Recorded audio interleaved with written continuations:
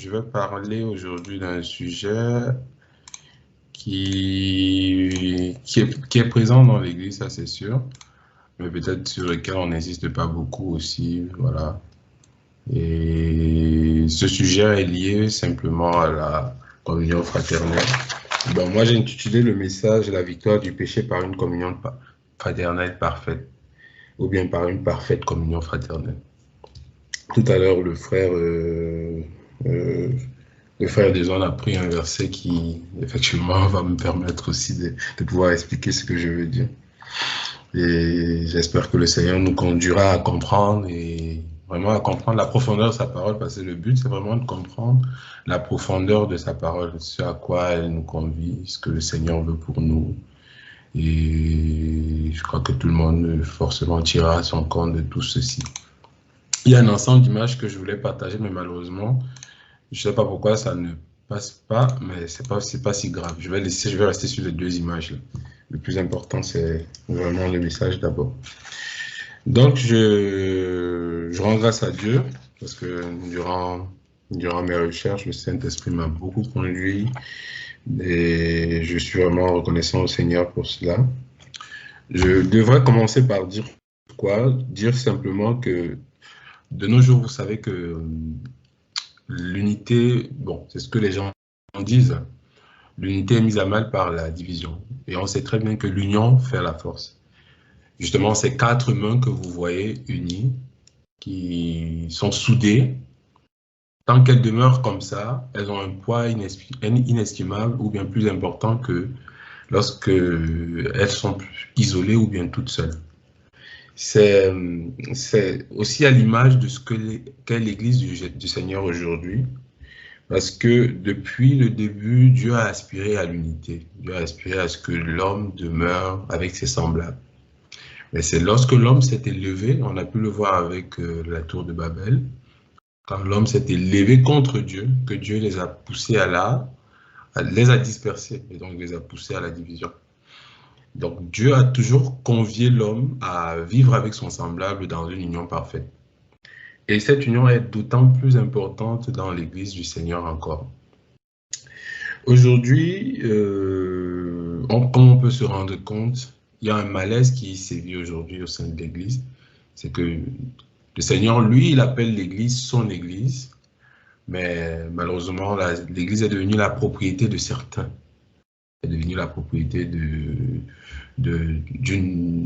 caste de personnes qui se dit charismatiques, d'autres qui se disent baptistes, d'autres qui se disent pentecôtistes, certains qui se disent catholiques. Et même ce qui est d'autant plus étonnant dans tout ça, c'est qu'au sein même de ces castes-là, il se trouve encore d'autres divisions, d'autres sous-branches.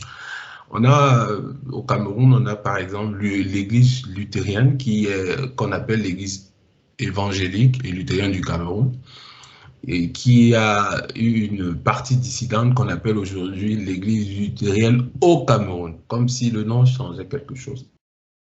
Et ça prouve à quel point le malaise est présent dans l'église, le malaise de la division est présent dans l'église, au sein de l'église. Dieu nous convie vraiment à l'unité. Et Jésus nous a rappelé ça. C'était même avant qu'il ne parte. Jésus nous a rappelé ça. Dans Jean chapitre 17, c'est Jésus qui parle. Il nous montre combien il aspire pour nous, il aspire à l'unité. Il désire que nous soyons dans une communion d'unité. Et cette communion d'unité, au-delà du fait qu'elle nous permet d'entretenir notre foi, elle nous permet de vaincre le péché. C'est ce que nous allons voir ce soir. La communion fraternelle est une puissance contre le péché. Et le diable le sait, c'est pourquoi le diable met au milieu de nous la division. Et voilà ce qu'on va dire. On va commencer par rappeler ce que le Seigneur a dit, parce que c'est Jésus notre modèle. Dans Jean chapitre 17, à partir du verset 18, il nous dit ceci. « Comme tu m'as envoyé dans le monde, je les ai aussi envoyés dans le monde. Et je me sanctifie moi-même pour eux, afin qu'eux aussi soient sanctifiés par la vérité. Ce n'est pas pour eux seulement que je prie, mais encore pour ceux qui croiront en moi par leur parole, Afin que, voilà le but vraiment, pour que le Seigneur nous demande de nous sanctifier, afin que tous soient un, comme toi, Père, tu es en moi et comme je suis en toi, afin que eux aussi soient un en nous, pour que tout le monde croie que tu m'as envoyé. Donc, l'une des preuves que le Seigneur habite vraiment au milieu de nous, c'est l'unité. Le Seigneur nous demande vraiment d'aspirer à cette marche, à la marche chrétienne centrée sur l'unité. Aujourd'hui, plusieurs, comme vous pouvez le remarquer, pensent qu'ils peuvent vivre leur foi chrétienne seuls. Je suis désolé, mais on ne peut pas vivre une foi chrétienne seul. Si vous prenez même les faits de ce monde qui n'ont rien à voir avec la parole de Dieu, ils parlent pour eux-mêmes. Ces faits nous amènent à, justement au niveau de la colonisation, on peut se rendre compte que pour que les impérialistes puissent dominer sur nous, qu'est-ce qu'ils ont fait? Ils ont d'abord procédé par la scission, par la division. C'est pour ça que tu peux voir, par exemple, un Betty qui se retrouve à la fois dans 3 pays, voire 4 pays à la fois. Et pourtant, ils sont d'une même identité culturelle. Et c'était la politique du diviser pour mieux régner. Diviser pour mieux régner, ce qui était le meilleur moyen pour l'ennemi de pouvoir s'infiltrer et de pouvoir posséder, de pouvoir nous asservir. Et aujourd'hui, le diable n'a pas changé cette arme. Il procède toujours ainsi et il s'attaque principalement à la maison de Dieu par la division. Et cette division, comme je l'ai dit, elle se retrouve même au niveau des cellules. Cette division peut être présente dans l'assemblée sans qu'on le sache. Cette division peut être présente au sein de la maison même sans qu'on le sache. Et elle est subtile. Elle est tellement subtile que elle vise à nous maintenir dans quoi? Elle vise à nous maintenir dans le péché. Or, nous avons lu ici, avec Jésus, que les paroles du Seigneur nous disent que l'unité, elle, est un bon moyen. Si nous nous sanctifions, nous pouvons véritablement demeurer un. Ça veut dire que l'unité est vraiment liée à la sainteté. Et c'est pour ça que Jésus est un avec le Père, de même avec l'Esprit. Donc, ça c'est l'introduction un peu. Et cette unité est confirmée même dans le psaume par David.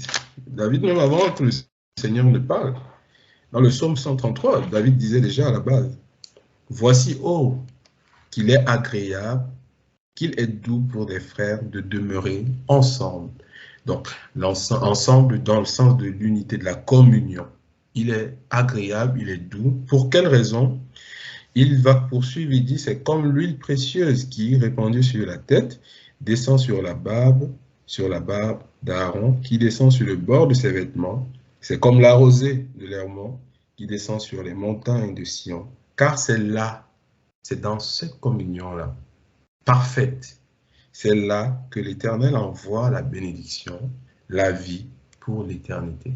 Dieu aime la communion. Et c'est pour ça que Jésus nous disait que là où il y a deux, il n'a pas dit là où il y a un seul seulement, mais là où il y a 2 ou 3 qui sont rassemblés à mon nom, je suis au milieu d'eux. Parce que Dieu siège au milieu de la communion. La communion, c'est une expression de la symbiose. C'est une expression du partage. C'est une expression de l'unité. La communion est au centre de l'objectif de Dieu pour son Église. Si l'Église était un, elle ferait front commun contre les affres de l'ennemi.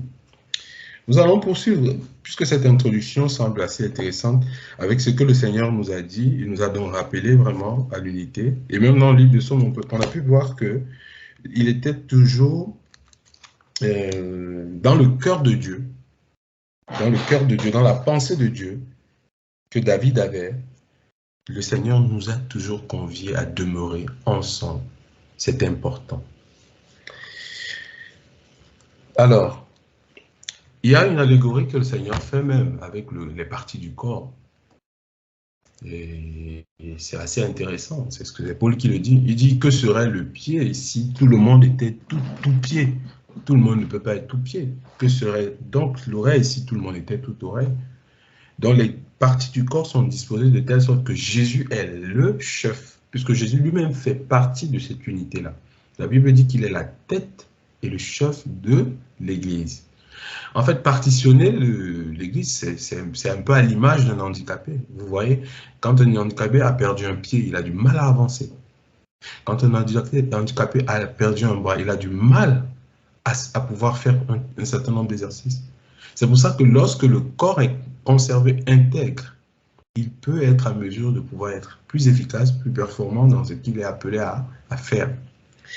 Dans Éphésiens chapitre 4, on va poursuivre toujours dans cette introduction-là. Éphésiens chapitre 4. Éphésiens chapitre 4, versets 1 à 6, nous explique une chose très intéressante aussi.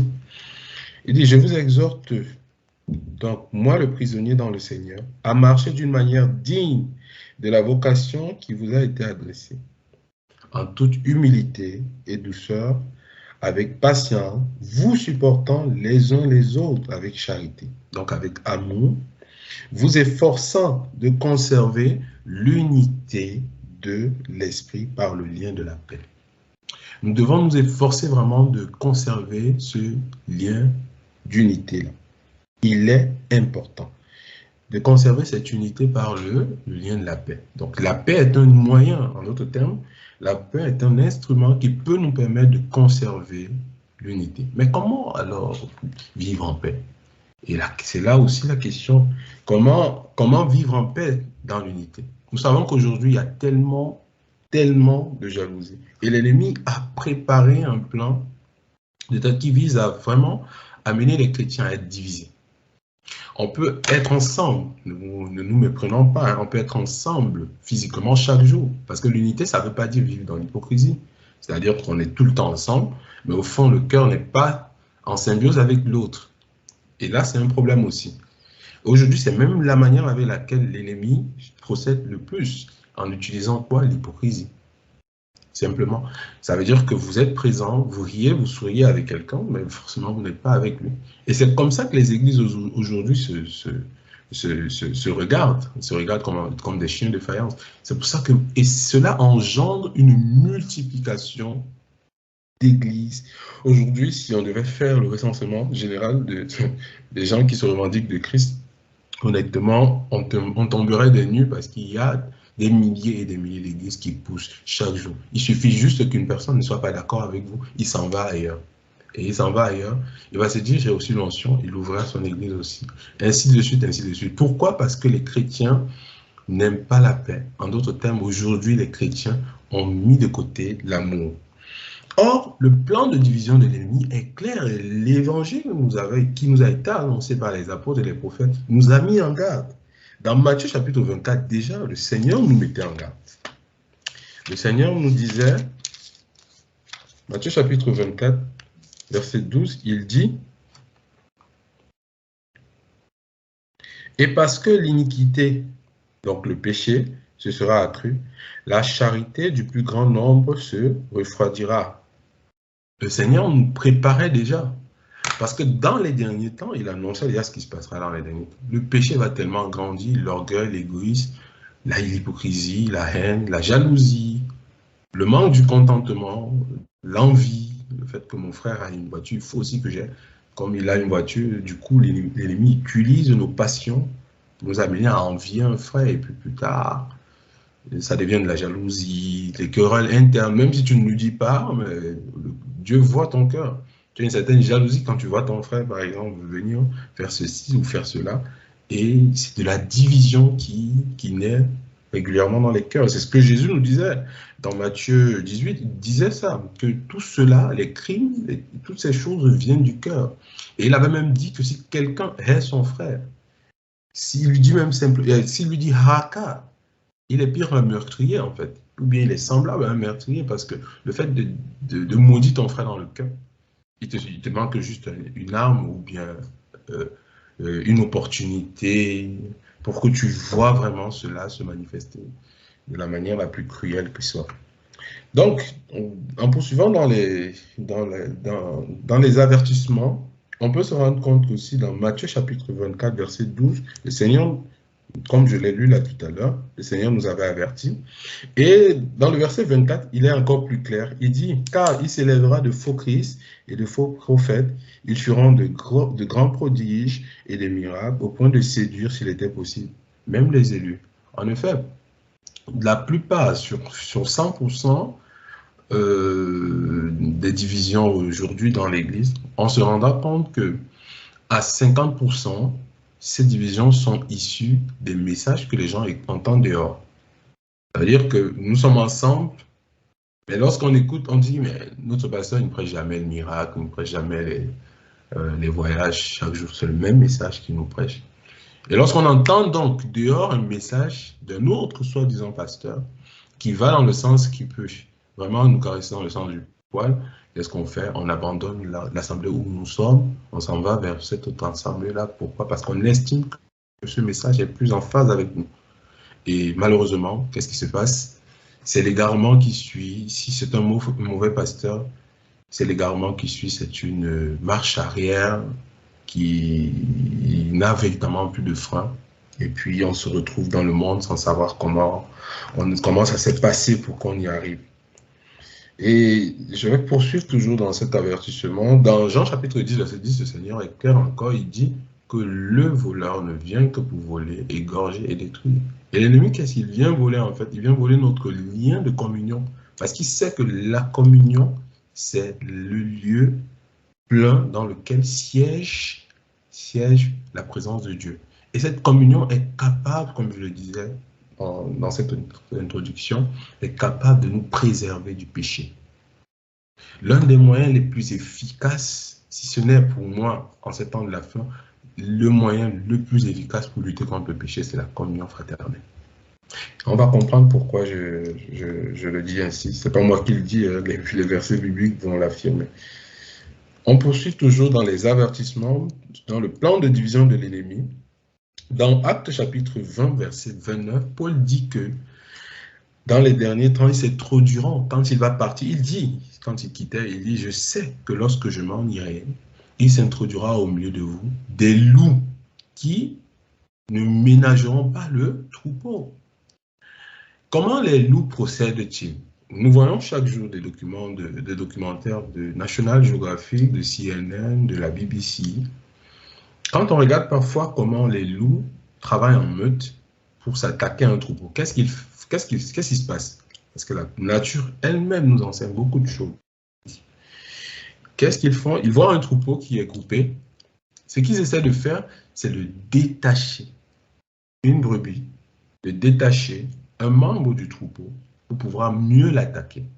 Ça veut dire que si les membres restent bloqués, restent en bloc, ils font un bloc, il est difficile pour les loups de les attaquer. Mais qu'est-ce qu'ils essaient de faire? Ils essaient de séparer le mouton. Lorsqu'ils entrent dans la bergerie, le but, la stratégie des prédateurs, c'est de pouvoir séparer le petit peut-être de sa mère pour pouvoir mieux l'attaquer. Parce qu'il leur est difficile, tant que le petit reste attaché à sa mère, ou bien tant que tous restent en bloc, il leur est difficile de les attaquer. Il y a, je ne sais pas comment on appelle encore cette race-là, j'aimais bien regarder les documentaires, et quand je regardais ça, justement, je m'inspirais beaucoup de ça par le passé. Comment on les appelle? C'est une forme... C'est un animal qui ressemble un peu à l'écureuil. Qu'est-ce qu'ils font quand ils sont face à l'ennemi? Ils essaient d'attaquer en groupe et de défendre en bloc. C'est-à-dire que face à l'ennemi, ils sont toujours soudés. Et c'est ça. Le fait d'être soudé, c'est quoi? C'est le fait d'aimer véritablement son prochain dans la vérité. C'est le fait de s'efforcer de préserver le lien de la paix. Le fait de balayer l'hypocrisie, les mauvaises pensées, les jalousies, les haines et toutes ces querelles-là qui, lorsqu'elles assiègent notre cœur, même si nous sommes encore ensemble dans la même assemblée, dans la même localité, même si nous partageons ensemble et que nos cœurs ne vont plus dans la même direction, nous ne sommes pas unis. Et l'ennemi a un moyen pour nous attaquer parce que ça fait obstruction à nos prières. Et quand Paul parle du fait que le soleil même ne se couche pas sur notre colère, ça va effectivement dans ce sens-là, parce que il est important, la réconciliation est une arme pour préserver l'unité. Vous voyez que lorsque l'unité est présente, il est difficile que le péché règne. il est difficile que le péché règne. Et dans les évangiles, on va même un peu plus loin. Le Seigneur va même un peu plus loin quand il présente cet homme qui vient pour donner son offrande à l'église. Il lui dit quoi? Lorsque tu vas devant l'offrande et que tu te souviens que tu as quelque chose contre ton frère ou bien que ton frère a quelque chose contre toi, qu'est-ce que tu fais? Pas que tu donnes ton offrande. C'est-à-dire, traduction dans le sens spirituel, l'offrande peut être la prière, parce que la prière aussi est une offrande que nous accordons à Dieu. Et plusieurs aujourd'hui prient, plusieurs aujourd'hui se mettent à genoux, prient, mais ils ont quelque chose contre leurs frères. Combien dorment, laissent le soleil se coucher, ayant eu des querelles avec leur prochain et n'ayant jamais demandé pardon. Mais ils vont devant Dieu, ils louent Dieu, ils chantent Dieu, ils prient des heures. Mais à quoi bon si nous ne faisons pas la base? La parole de Dieu a été claire. Laisse là ton offrande. Va d'abord te réconcilier avec ton frère. Ensuite, reviens et fais ton offrande devant le Seigneur. Donc, il est important de comprendre combien la communion fraternelle, c'est une borne que les hommes ont déplacée et qui a permis à l'ennemi d'apporter au milieu de l'Église aujourd'hui son plan de division. 2 Timothée chapitre 3, versets 1 à 4.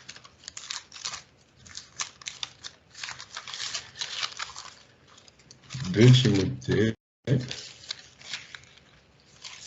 chapitre 3, versets 1 à 4 dit ceci. « Sache que, et voilà ce que Paul a encore annoncé par l'Esprit, dans les derniers temps, il y aura des temps difficiles, car les hommes seront comment? Égoïstes. » C'est ça, en fait. L'une des clés de la division aussi, c'est l'égoïsme. C'est-à-dire ne penser qu'à soi-même. L'égoïsme. Et l'égoïsme, dans égoïsme, on retrouve le mot égo. Égocentrique qui est aussi un dérivé d'ego. L'orgueil. L'arrogance. Les gens sont tournés vers eux. En France, honnêtement, j'ai été la première des choses qui m'a choqué le plus. Et où j'ai parfois regretté l'Afrique, c'était l'égoïsme. Et je l'ai vu de mes yeux, je l'ai vu. Ça a été un choc, c'était un choc brutal pour moi. D'arriver, moi qui étais tellement rempli de chaleur avec ma famille, chaque jour, même si on n'avait pas beaucoup, on était rempli, il y avait une chaleur familiale qui était toujours présente. Et malheureusement, ce qui est d'autant plus choquant, c'est que les familles africaines qui sont venues ici ont épousé l'esprit du système. Et on sait très bien que l'esprit du système qui habite l'Europe aujourd'hui est guidé vers la division, est guidé vers un système où les parents ont plus de temps à accorder aux choses du dehors, c'est-à-dire leur travail et tout ce qui va avec, plutôt qu'à leur famille. Or, quand la famille est soudée, et même quand le couple, il faut le dire très clairement, les couples aujourd'hui ne prient plus ensemble. Combien de fois mon frère, ma soeur, pries-tu encore avec ta femme?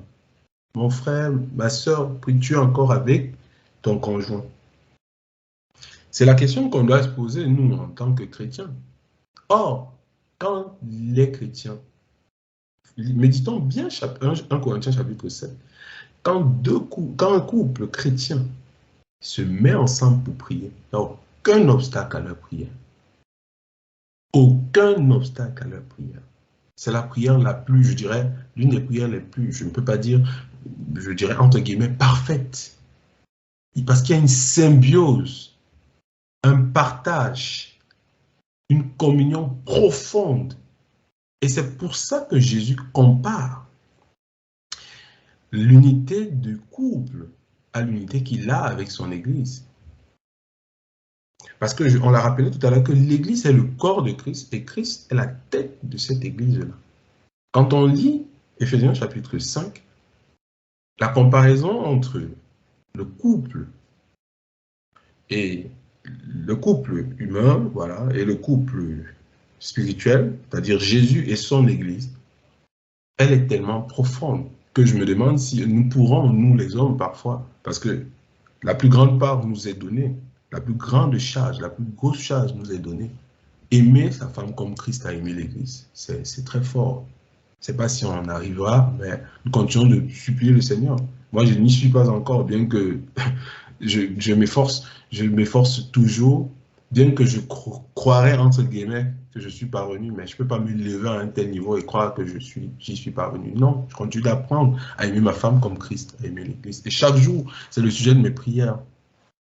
Et c'est ça qui doit vraiment nous guider, parce que cette unité, en fait, elle ne vient pas de nulle part. On a vu au départ que le Seigneur, avant de partir, la prière, la dernière prière qu'il a faite là, bon, quand je dis dernière prière, ce n'est pas la prière parce qu'il y a une prière de Gethsémani, je dis prière par rapport à son Église, c'était surtout que le Seigneur puisse les préserver dans l'unité. Et le plan de division de l'Église aujourd'hui vient aussi avec l'apostasie, c'est-à-dire l'abandon de la vérité. Et dans 2 Timothée, chapitre 3, que nous sommes en train de lire, on se rend compte que Paul, en citant les mots qui envahiront vraiment les derniers temps, ils commencent par l'égoïsme. Ils seront égoïstes, premièrement. Et c'est pour ça qu'il rappelait que les hommes, au lieu de considérer seulement leurs intérêts, doivent considérer aussi l'intérêt des autres. Est-ce que tu passes du temps, est-ce que tu es tout le temps soucieux de l'intérêt de ton frère? Est-ce que tu es tout le temps soucieuse de l'intérêt de ta sœur? Est-ce que tu passes du temps, lorsqu'elle t'expose ses problèmes, est-ce que dans vos causeries, il n'est question que de toi? Est-ce qu'il n'est question que de toi dans vos causeries? Est-ce que tu te mets aussi en peine des douleurs que ton frère traverse, que ta sœur traverse, des moments difficiles qu'elle traverse? Est-ce que tu considères cela? Donc l'égoïsme est un mal criard pour ce monde.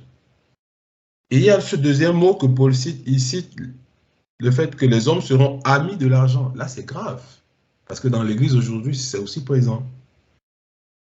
Amis de l'argent. Plus tard, on verra ce que Jacques a dit par rapport à ça. Frère, je suis dans le besoin, s'il te plaît, peux-tu m'aider? Ah, frère, non, vas-y, va demander à l'église, on va t'aider. Je n'ai pas assez, je n'ai pas assez. Pas que tu n'as pas, mais que tu n'as pas assez. Parce que l'amour de l'argent a remplacé aujourd'hui l'amour du Seigneur dans l'église. Ils seront comment encore? Ils seront fanfarons, hautains, blasphémateurs, rebelles à leurs parents, ingrats, irreligieux, insensibles aux douleurs, surtout ces sensibilités-là qui touchent. Je dis, mais la première chose qui m'a vraiment choqué, c'était ça. Ici en Europe, une telle insensibilité par rapport aux douleurs des autres. D'ailleurs, qui va se mettre en peine de toi si ce n'est occasionnellement, lorsque peut-être tu es dehors en train de pleurer, une âme de bonne volonté peut t'approcher. Et même ce sont des âmes qui, pour la plupart, ne sont pas chrétiennes. Or, où est cet amour de Dieu répandu dans le cœur? Où est cet amour de Dieu répandu dans les cœurs des chrétiens? Où est cet amour? Tu fais 10 pas, il y a une église. 10 pas, il y a une église. 10 pas, il y a une église. 5 pas, il y a une église. Pourquoi cette division? Pourquoi? Simplement parce que l'amour de Dieu est en train de tarir. Et Jésus l'a dit, que la charité du plus grand nombre se refroidira. L'ennemi a trouvé le moyen d'infiltrer l'Église par la division. Et cette division amène au péché. Vous imaginez, il y a des gens qui portent encore dans leur cœur les séquelles de ce qu'ils ont subi par le passé, n'ayant pas pardonné à leur bourreau. Et pendant 5 ans, 6 ans, 7 ans, tu te dis chrétien, tu portes ça dans ton cœur. Tu ne leur as pas pardonné. Un frère t'a fait du mal, tu ne lui as jamais pardonné pendant 10 ans. Et puis tu t'étonnes qu'il y a des blocages, tu t'étonnes qu'il y a certains trucs, tu n'avances pas dans la foi. Simplement, l'ennemi a trouvé un moyen pour te tenir captif, pour t'aider à stagner, pour t'aider à ne pas avancer.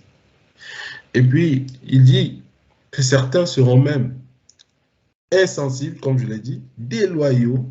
Ah, la déloyauté. Vraiment, quand on lit le livre de Proverbes, lorsqu'il parle de l'amitié, il dit le vrai ami, c'est celui qui protège les secrets. Il est loyal.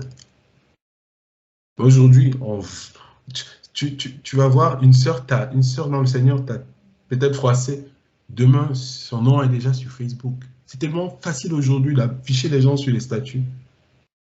On vient là de manière signeuse avec une citation, comme quoi on voudrait parler de manière générale. Or, ça s'adresse à quelqu'un directement. Que le Seigneur nous aide. Amen. Donc, on continue avec, après déloyaux, il y a calomniateur. Ah, la calomnie est entrée dans l'Église aujourd'hui, à cause de l'oisiveté aussi. La calomnie, il parle des intempérants, des cruels, des ennemis des gens de bien, des traîtres, des emportés, des enflés d'orgueil, des gens aimant le plaisir plutôt que Dieu. Donc voilà autant de mots que Paul avait annoncés. Et ces mots, en fait, vous verrez qu'ils ont un lien commun avec la division. La division qui est en fait un moyen pour pouvoir réduire l'Église qui pourra réduire la communion dans l'Église. Donc, après qu'on ait vu ce que le Seigneur veut, la communion, après qu'on ait vu ce que l'ennemi prépare et comment ça se manifeste dans cette fin de temps de la fin, le Seigneur, lui, nous donne des moyens bibliques pour pouvoir nous en sortir. Et la communion, pouvoir solidifier cette communion. Et cette communion passe premièrement par l'amour du prochain.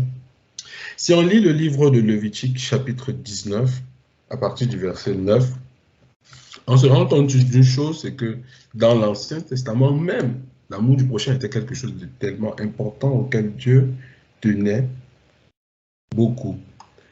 Lévitique 19, 2, il dit, « Parle à toute l'assemblée des enfants, et tu leur diras, ça c'est, je commence déjà par là, soyez saints, car je suis saint, moi l'Éternel votre Dieu. » Il poursuit, du verset 16 au verset 18, il dit, « Tu ne répandras point de calomnie parmi ton peuple. » C'est-à-dire, au milieu de l'assemblée, vous ne répandrez aucune calomnie.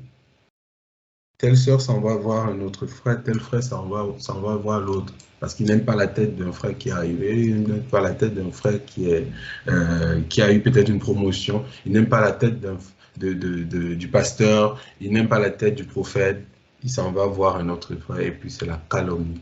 Et c'est des portes qu'on ouvre en fait. Parce que la division ouvre énormément de portes qui ne font pas du mal seulement à l'assemblée ou à l'église, mais elles font du mal premièrement à toi. C'est un moyen par lequel tu pêches et tu te fermes beaucoup de portes que Dieu t'avait certainement ouvertes. Il dit, tu ne t'élèveras point contre le sang de ton prochain. Je suis l'Éternel. Déjà ça, c'était dans l'Ancien Testament. C'était qui était l'ombre des choses à venir. Ça prouve que Dieu est toujours constant. Il dit, tu ne haïras point ton frère dans ton cœur. Ici, il ne s'agit pas vraiment, c'est de ça qu'il s'agit aujourd'hui. C'est que cette division, elle n'est pas forcément manifeste par le fait que voilà, tel s'est éloigné de l'autre, tel de l'autre s'est éloigné de l'un, et ainsi de suite. Mais elle est plus manifeste dans le cœur. Ça commence par le cœur et ça part surtout par l'hypocrisie. Le fait de sourire avec toi alors qu'au fond, ce n'est pas forcément ça. Mais Dieu voit tout cela. Et l'ennemi sait que derrière, tu sabotes la sœur, derrière, tu sabotes le frère, derrière, tu sabotes le pasteur. Et c'est une malédiction qu'on entraîne, parce que c'est Dieu qui a horreur de ces choses. Lui-même, il le dit. Il dit, je suis l'Éternel. Il continue, tu auras soin de reprendre ton prochain. Et on va voir ça tout à l'heure, quand on va développer. Mais tu ne te chargeras point d'un péché à cause de lui. Tu ne te vengeras point. Et tu ne garderas point de rancune.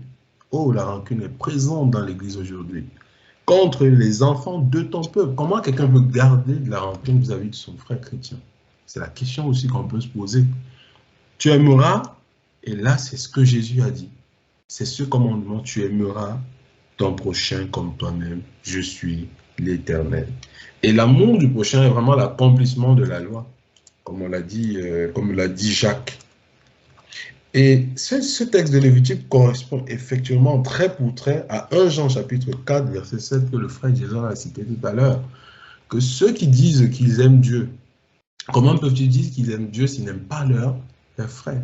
Ils n'aiment pas Dieu, ils disent qu'ils aiment Dieu qu'ils ne voient pas, alors qu'ils haïssent leur frère qu'ils voient. il y a un problème, il y a un décalage. Il n'y a pas de cohérence du tout. Et c'est vraiment le plus grand des commandements. Aimer son prochain comme soi-même. Qui correspond aussi à aimer Dieu de tout son cœur, de toute sa force et de toute sa pensée. Dans Galates chapitre 5, verset 14, il est dit ceci. Ici, Paul nous décrit comment la communion fraternelle peut être entretenue par l'amour. L'amour du prochain est une valeur sûre pour pouvoir maintenir la flamme de la communion et pour ne pas laisser à l'ennemi un espace pour pouvoir nous infiltrer. L'amour du prochain. Donc, dans les églises aujourd'hui, il est important que nous puissions nous centrer sur cette valeur-là, parce qu'elle est même la base de notre foi. Dans le chapitre 5, verset 14, il dit « Frères, vous avez été appelés à la liberté. » Je commence par le verset 13. « Seulement, ne faites pas de cette liberté un prétexte de vivre selon la chair, mais rendez-vous par la charité, serviteurs les uns des autres. » Est-ce que nous servons vraiment les uns les autres? Est-ce que nous pouvons aujourd'hui laver les pieds d'un frère, laver les pieds d'une sœur, dans tous les sens du terme? C'est-à-dire, parfois, abandonner même nos intérêts, nous privant de nos intérêts. Aujourd'hui, c'est mort dans l'Église, parce que l'ennemi a trouvé un moyen important de pouvoir briser la communion fraternelle. C'est le système c'est un système égoïste, en fait.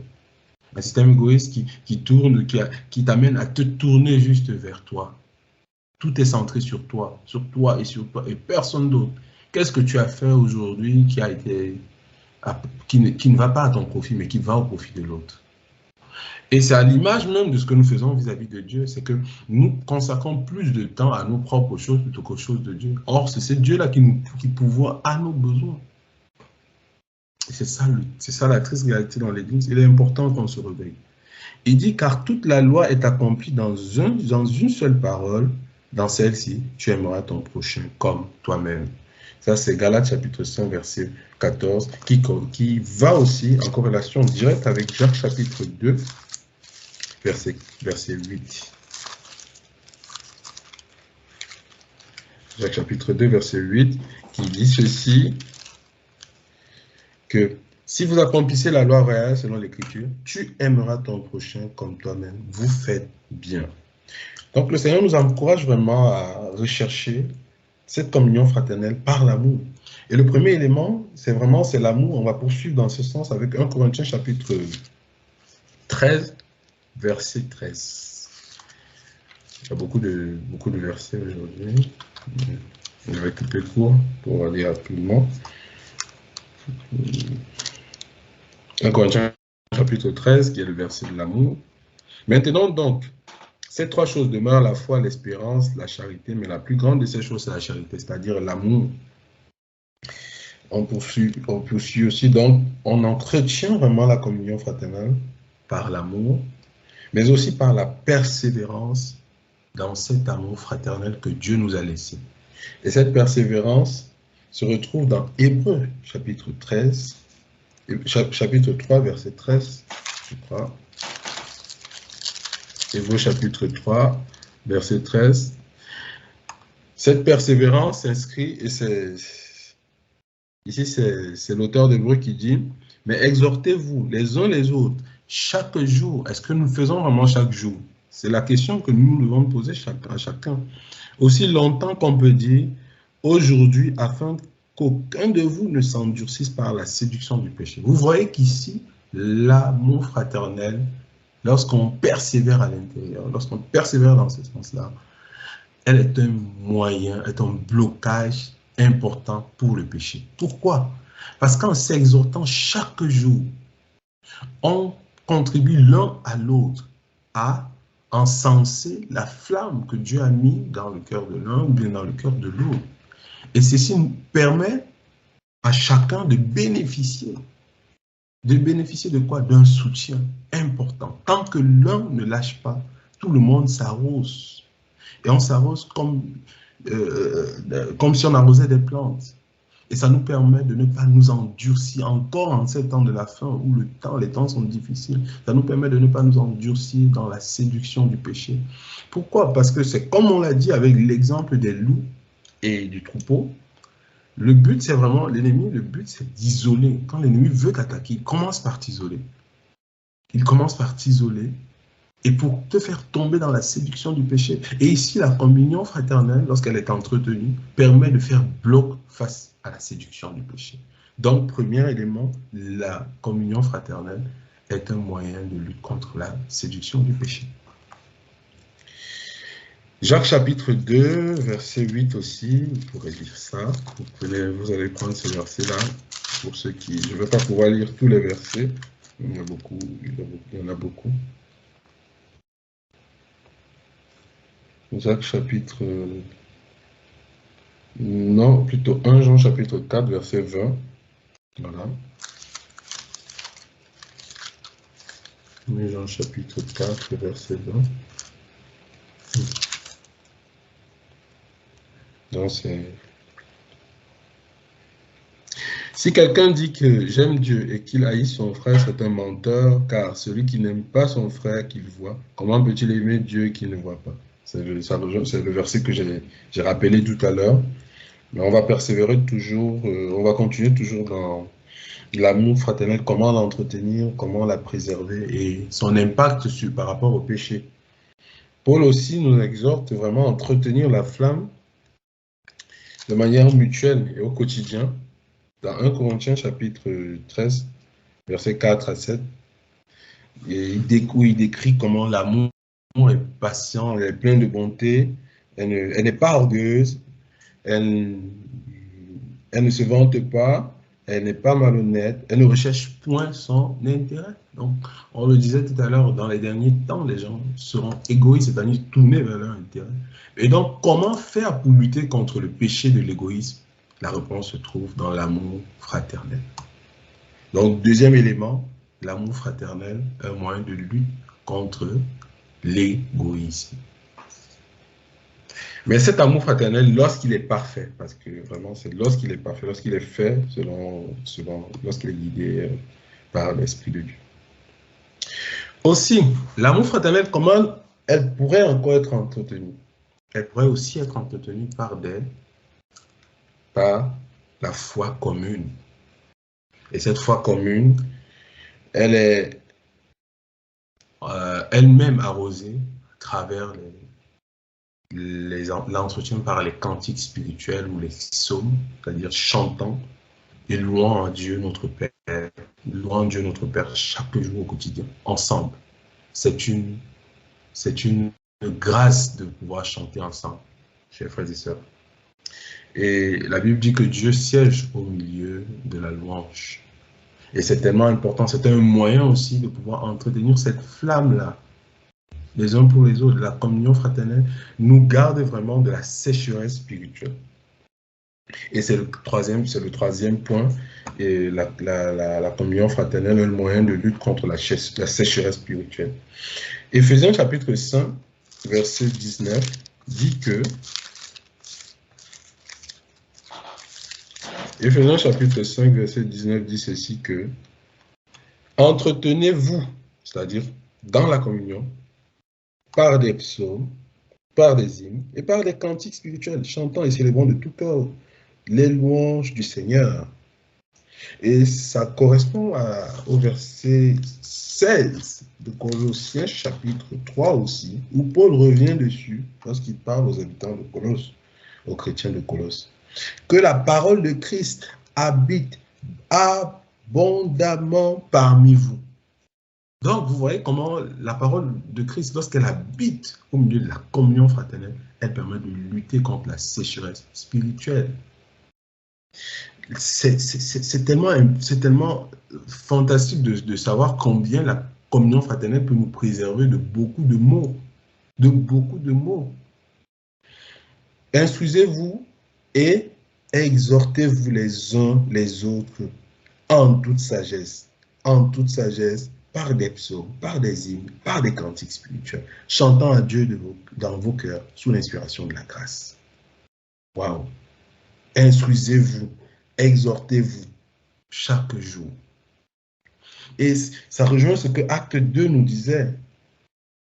L'exhortation quotidienne, Acte chapitre 2, verset 42, la Bible dit qu'ils étaient tous les jours l'église primitive, chaque jour assidu, dans le même endroit, ils étaient là tous les jours. Ils chantaient, ils priaient Dieu. Voilà la communion parfaite. Vous comprenez que cette église-là, il n'y avait plus de manifestation de l'Esprit Saint. En ce temps-là, en ce temps de maintenant où l'église est refroidie, même dans les cellules de prière, l'église est refroidie. À cause de quoi? À cause de la séduction du péché, à cause du manque d'amour, à cause du manque de sincérité. Et Hébreux chapitre 3, verset 13 continue dans ce sens. Et 1 Thessaloniciens chapitre 5, verset 11 continue aussi dans ce sens. 1 Thessaloniciens chapitre 5, verset 11, je vais le lire aussi. Donc, comment la communion fraternelle est un moyen pour contrer la sécheresse spirituelle dans la vie du chrétien. Le chrétien gagnerait vraiment à entretenir la communion fraternelle. La communion fraternelle. Une communion parfaite. 1 Thessaloniciens chapitre 5, verset 11, il est écrit, c'est pourquoi exhortez-vous réciproquement. C'est réciproque. Tu m'exhortes, je t'exhorte. On s'exhorte chaque jour. J'ai un message pour toi pour t'encourager. Et édifiez-vous les uns les autres, comme en réalité vous le faites. L'édification vient aussi de la communion parfaite. La communion parfaite dans le Seigneur. C'est important. Hébreux chapitre 10, verset. Hébreux chapitre 10, dans le livre Hébreu. Chapitre 10, verset 25, dit aussi, n'abandonnons pas notre assemblée, comme c'est la coutume de quelques-uns. Et je le disais tout à l'heure dans mon prologue. Mais exhortons-nous réciproquement, et cela d'autant plus que vous voyez s'approcher le jour.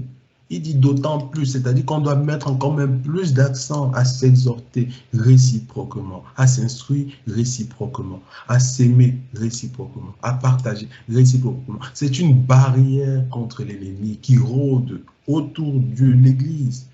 Il rôde comme un lion, il cherche qui dévorer, mais est-ce qu'il peut dévorer?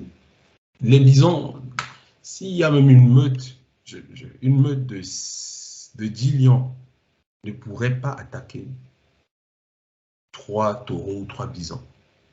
Simplement parce qu'ils savent que lorsque les bisons sont réunis, lorsque les taureaux sont réunis, c'est difficile pour eux de pouvoir les toucher. Ils vont procéder, ils vont tourner, essayer de taper, de séparer l'un d'entre eux, auquel ils vont s'attaquer. C'est exactement comme ça que l'ennemi procède. Comme Pierre l'a dit, il rôde. Donc, le troisième point, c'était ça. La communion fraternelle est un moyen vraiment pour lutter contre la sécheresse spirituelle. Il y a aussi le fait de reprendre les frères, la reprise dans le Seigneur, la reprise dans l'amour. Et c'est ce que Lévitique nous disait tout à l'heure, où Dieu nous demande de nous reprendre. Ça veut dire quoi? La reprise nous permet en fait d'éviter quoi? Elle nous permet d'éviter les rancœurs. Parce que la reprise, c'est simplement dire, frère, tu as mal agi ici. Et tu le fais dans l'amour, dans un sentiment d'amour. D'ailleurs, même Paul, quand il parlait à Timothée, il demande à Timothée de reprendre les liens avec beaucoup, comme des pères. Il dit, tu dois les reprendre comme des parents. Des jeunes hommes, comme des frères, ou des jeunes sœurs, comme des sœurs. Le but, c'est vraiment d'empêcher que les uns et les autres ne tombent dans l'endurcissement du péché. Le péché enveloppe tellement vite que nous devons veiller les uns sur les autres de quelque manière. Paul l'a fait avec Pierre. Dans Galates chapitre 2, Pierre était répréhensible, Paul l'a repris. C'est ça aussi la communion fraternelle. Elle nous permet de faire barrière contre l'endurcissement du péché. Parce que le péché, je vous assure, le péché ne viendra jamais comme une grosse vague. Il vient doucement. Le péché, c'est quoi? C'est de voir aujourd'hui 2 personnes se tenir la main Demain, repasser les voir euh, euh, euh, s'entrelacer. Et le troisième jour, les voir s'embrasser. Le quatrième jour, essayer de continuer à les admirer. Plus on admire le péché, plus on est porté vers lui. Et après ça, on serait tenté de faire pareil, de chercher aussi quelqu'un avec qui on va faire ça, pas dans les normes du Seigneur. Ou bien d'être tenté de voir une femme nue, une femme dénudée. Job avait même fait un pacte avec ses yeux pour éviter parce qu'il savait que le péché entrait par les yeux. Il y a les yeux et les oreilles. Le péché passe véritablement par là. Et lorsqu'on voit un frère qui est en train de s'égarer, reprenons-le. Tu ne pêches pas en reprenant ton frère. Si tu le reprends dans l'amour, tu ne pêches pas en reprenant ton frère. C'est plutôt une expression de l'amour. C'est ça aussi la communion fraternelle. Ça lui permet de ne pas tomber dans l'endurcissement du péché. Donc, quatrième point, la communion fraternelle, un moyen de lutte contre l'endurcissement du péché. Paul a repris.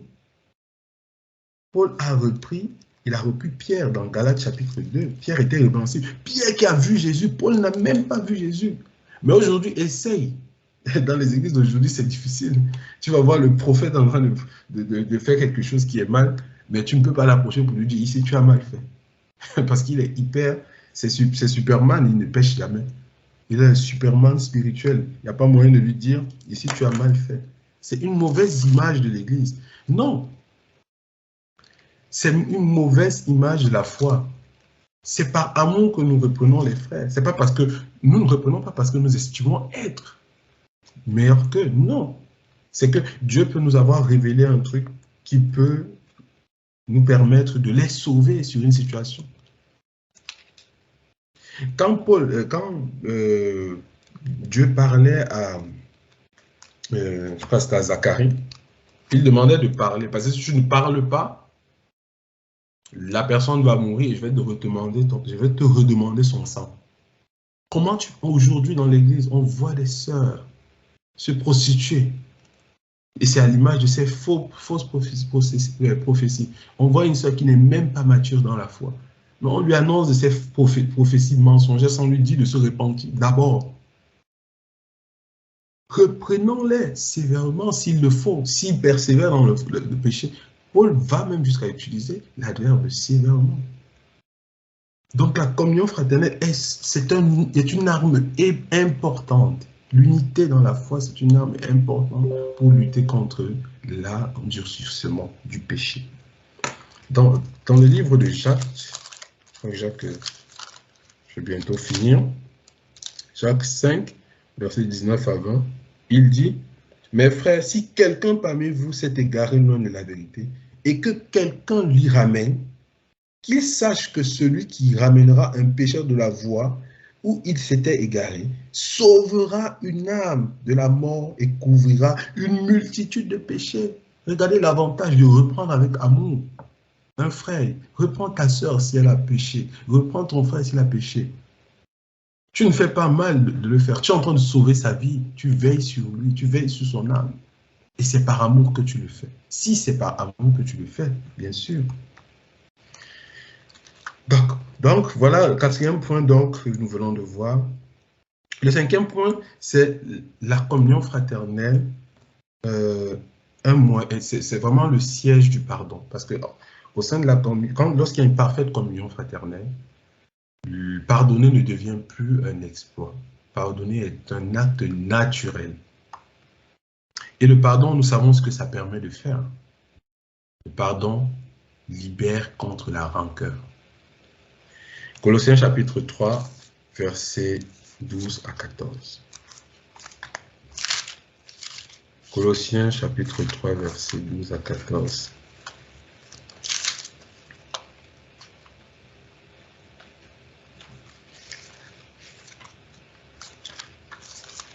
Colossiens 3, 12, 14. Il est écrit, « Ainsi donc, comme des élus de Dieu, saints et bien-aimés, revêtez-vous d'entrailles de miséricorde, d'humilité, de douceur, de patience. Supportez-vous les uns les autres. Et si l'un a sujet de se plaindre de l'autre, pardonnez-vous réciproquement. » de même que Christ vous a pardonné. Pardonnez-vous aussi. C'est important le pardon dans la communion fraternelle, afin de ne pas laisser l'ennemi infiltrer notre unité. Donc, voilà pour ce point. Je vais rapidement aussi pour terminer. Et il y a aussi un autre point qui permet d'entretenir la communion fraternelle. C'est vraiment d'exprimer notre amour par les œuvres. Et Jacques parle de ça, j'ai évoqué ça au début, c'est pour ça que je ne vais pas inciter dessus. Jacques parle de ça dans son livre, chapitre 2, versets 14 à 22, où il parle de la foi manifeste par les œuvres. Donc, si un frère vient te voir, il a pris l'exemple du frère qui vient te voir, qui n'a pas de manteau, tu vois, et que tu lui dises, va et réchauffe-toi, alors que toi, tu possèdes les moyens de pouvoir lui venir en aide et tu ne le fais pas. Alors, est-ce que tu jugerais que ce que tu as fait est bien? Toi seul est à mesure de pouvoir te condamner dans ce cas. Et il y a aussi, la communion fraternelle permet aussi d'entretenir l'honnêteté. L'honnêteté qui est une barrière contre quoi? Contre le plus grand fléau de tous les temps, l'hypocrisie. L'hypocrisie ronge à petit feu. Ça commence toujours par une pensée de jalousie. Une pensée de jalousie qui se développe. Ainsi de suite. En fait, la source même de tout mot, pour moi, je pense que c'est la jalousie et l'envie. Si l'homme vraiment vivait dans le contentement, il ne serait pas en train de jalouser ou d'envier l'autre, tout simplement. Et donc, l'honnêteté dans la communion fraternelle nous préserve de l'hypocrisie et de la calomnie. Romains chapitre 12, verset 9 à 13, Romains chapitre 13, verset 13, Jacques chapitre 4, verset 11. Et Paul nous disait que l'amour doit être sans hypocrisie. Je vais peut-être lire ça, lire ce détail important là, et puis je vais citer les autres. Si vous voulez noter, vous pourrez lire aussi. Romains 12, verset 9 à 13. Il dit, par amour fraternel, soyez pleins d'affection les uns pour les autres. Par honneur, usez de prévenance réciproque. Ayez du zèle et non de la paresse. Soyez fervents d'esprit, servez le Seigneur. Réjouissez-vous en espérant. Soyez patients dans l'affliction, persévérez dans la prière. Vous voyez aux besoins des saints. Et ça, c'est toujours dans la communion fraternelle. Voilà. C'est tellement important, cette communion fraternelle, de savoir combien elle est tellement riche pour pouvoir nous entretenir dans le Seigneur. Romains 13, 13, il est écrit, marchons honnêtement. Il faut que nous soyons honnêtes envers nous-mêmes. Si tu ne m'aimes pas, ne m'aime pas simplement, mais ne fais pas semblant de m'aimer. En me serrant la main, en m'embrassant, en me disant frère, en me disant sœur, ainsi de suite. Une sœur qui dit à une autre sœur, ma sœur, voilà, je t'aime, mais au fond, elle ne l'aime pas véritablement. C'est parce qu'il y a un problème dans nos cœurs. Et on entretient ça toute une vie, pendant des années. Et l'ennemi utilisait ça pour faire ombrage à nos prières. Marchons honnêtement comme en plein jour. Donc, il est important de marcher dans la sincérité. Soyons honnêtes. Paul dit que l'amour soit exempt de toute hypocrisie. De toute hypocrisie. Dieu jugera les lâches. En fait, l'homme qui est hypocrite, c'est celui qui est en fait lâche. Si j'ai un problème contre toi, je m'approche de toi, je te dis, parce que je libère en même temps mon cœur. Et je ne laisse pas à l'ennemi le moyen de pouvoir appuyer mon cœur, appuyer ma foi, l'étouffer. C'est ça le but en fait. Galates chapitre 5, verset 19 à 21, il est écrit, « Or, les œuvres de la charité, on les connaît.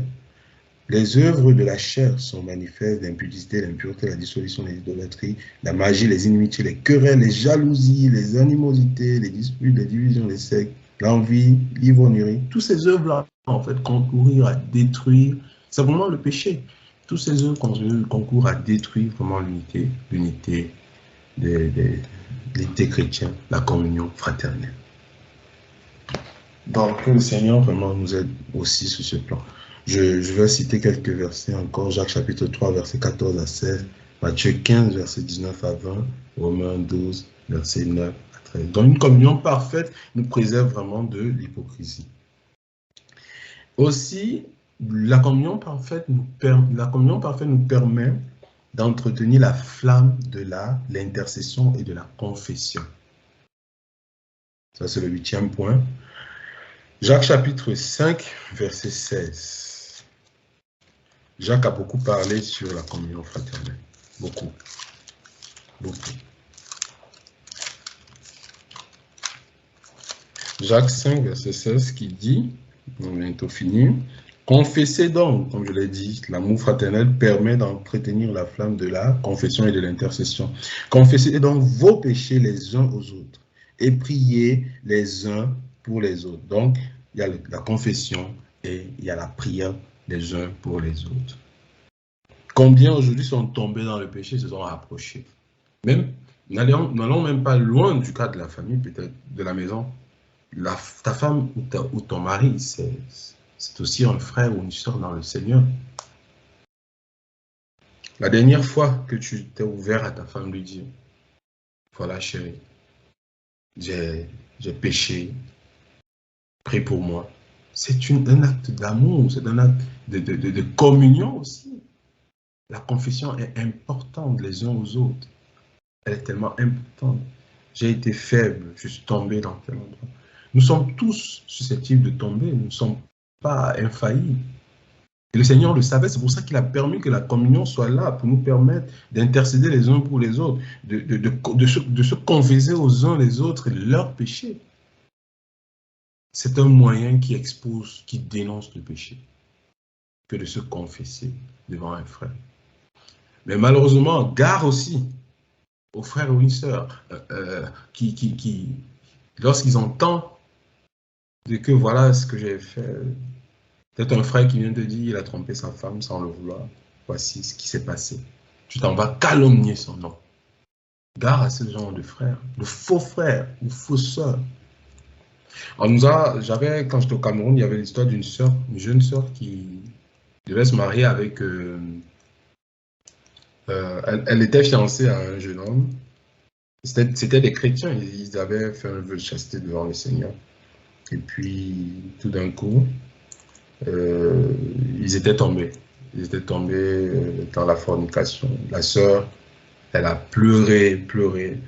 Elle a appelé ses deux sœurs dans le Seigneur, qu'elle espérait être dans le Seigneur, les soi-disant sœurs. Elle leur a expliqué que voilà, on avait fait un vœu de chasteté. À un moment, on s'est retrouvé dans les 4 murs et c'est arrivé. On est tombé. Et voilà. Les sœurs ont pleuré avec elle. Pleuré avec elle. Et quand la sœur est rentrée, pensant être soulagée parce qu'elle s'est déchargée d'un poids auprès de ses frères, les deux sœurs sont restées derrière la calomnier. Et c'est exactement comme ça que ça se passe à l'église. La calomnie est trop présente dans l'église, mes frères et sœurs. Que le Seigneur vraiment nous permette d'en être délivrés. Pour l'intercession aussi, c'est vraiment de prier les uns pour les autres. Et même quand quelqu'un est malade, il peut avoir un frère. Prie pour moi, frère, j'ai des difficultés ici. Ça a une puissance terrible que nous négligeons. Pourquoi? À cause de l'égoïsme ou de l'égocentrisme. Parce qu'aujourd'hui, on est tourné vers nous-mêmes. Il y a des situations qui peuvent être débloquées lorsque tu t'adresses au frère. Lorsque tu t'adresses à ton frère, à ta soeur. Même la maladie, et Jacques ici parle, dans Jacques chapitre 5, il parle précisément de la maladie. Quelqu'un parmi vous est-il dans la souffrance qu'il prie? Quelqu'un est-il dans la joie qu'il chante? Quelqu'un est-il malade qu'il appelle les anciens de l'église? Tu peux appeler des frères pour qu'ils prient pour toi. Je ne me sens pas bien, priez pour moi. C'est ça aussi la communion fraternelle. Elle permet de garder cette flamme d'intercession et cette flamme de confession mutuelle. Elle se manifeste, comme je l'ai dit, par l'intercession. Dans 1 Jean chapitre 5, à côté de la confession, comme on vient de le voir dans le chapitre 5, 1 Jean aussi parle de ça, et bien lui parle plus de l'intercession. 1 Jean chapitre 5, il dit, verset 16, Il dit, si quelqu'un voit son frère commettre un péché qui ne mène pas à la mort, qu'il prie et Dieu donnera la vie à ce frère. Il y a une promesse ici dans cette prière. C'est que Dieu donnera la vie à ce frère. Intercédons les uns pour les autres. C'est ça la communion fraternelle. La communion fraternelle, lorsqu'elle est parfaite, lorsqu'elle est dans ce sens-là, pure, préserve la foi de plusieurs. Et lorsqu'on persévère, c'est des prières que Dieu agrée. C'est des prières qui sont agréables à Dieu. Prier les uns pour les autres. Persévérer dans la prière, combattre avec un frère dans la prière. Ils ont besoin de soutien. Il y a plusieurs d'entre nous qui avons besoin de soutien. Paul lui-même, lisons souvent les derniers chapitres de ses lettres. Il disait prier, il demandait toujours aux destinataires de ses lettres de prier pour lui. De prier pour lui, parce qu'il ne peut pas, il y a des combats qui nécessitent la communion. C'est pour ça que la vie chrétienne n'est pas une vie isolée. C'est une vie dans la communion, dans l'unité. Et enfin, là, à côté de ce 8e point, la communion fraternelle nous permet de veiller les uns sur les autres. Et je l'ai déjà dit, même je l'ai ressassé plusieurs fois dans Hébreux. Je prends le dernier verset d'Hébreux. Hébreux chapitre 10, partie du verset 24. De veillons les uns sur les autres pour nous exciter à la charité et aux bonnes œuvres. Ah, la communion fraternelle, 19e point, la communion fraternelle c'est un moyen efficace pour inciter les chrétiens aux bonnes œuvres. Quand nous entretenons chaque jour, frère, voilà le témoignage de ma vie, voilà ce que j'ai vu, le Seigneur m'a béni ainsi. C'est pour ça que c'est important de partager aussi les témoignages entre frères, au milieu de l'assemblée. Le témoignage, ce n'est pas forcément quelque chose de grandiose. Le témoignage, c'est frère, le Seigneur m'a fait grâce. Aujourd'hui, je suis debout, je voulais le bénir. C'est une bénédiction pour les frères. Et ça incite aux bonnes œuvres. Le témoignage que tu as visité peut-être telle personne, en venant le dire à l'assemblée, tu encourages aussi un ou plusieurs à aller faire les bonnes œuvres que tu as faites. Waouh! Donc, mes bien-aimés, voilà sur quoi je vais nous entretenir. Je n'ai pas la prétention d'avoir épuisé l'ensemble du sujet. Je n'ai vraiment pas la prétention. Mais je bénis le Seigneur de ce qui m'a permis de pouvoir partager ce soir. Et j'ai bon espoir que vraiment le Seigneur nous aidera à